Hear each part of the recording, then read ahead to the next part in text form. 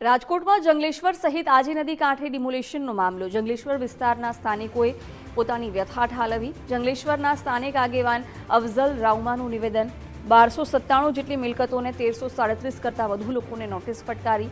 તમામ સમાજના લોકો આ વિસ્તારમાં વસવાટ કરે છે. ગરીબ લોકો ઘર વિહોણા થશે. નોટિસ સામે અમે હાઈકોર્ટમાં 3 પિટિશન કરી છે. હાઈકોર્ટ બાદ અમે સુપ્રીમ કોર્ટમાં પણ જઈશું.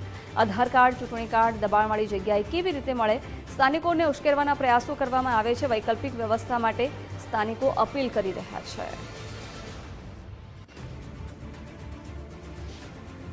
વૈકલ્પિક જગ્યાનો જે સ્કોપ રહ્યો ને એ તંત્ર દ્વારા અવારનવાર પહેલા ભૂતકાળમાં પણ આપેલો છે, પણ એ પ્રમાણેના ક્વાર્ટર્સ કે આવાસ હજી સુધી પૂરા લોકોને 100% ફાળવવામાં અત્યાર સુધીમાં આવેલા નથી.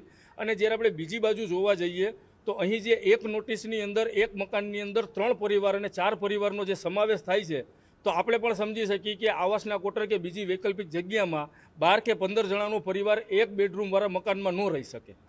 એટલે એના માટે અમારી સહમતિ બહુ ઓછી છે, પણ આગામી દિવસોમાં જે કોર્ટ દ્વારા જે નિર્ણય આપશે એને અમે સ્વીકારશું.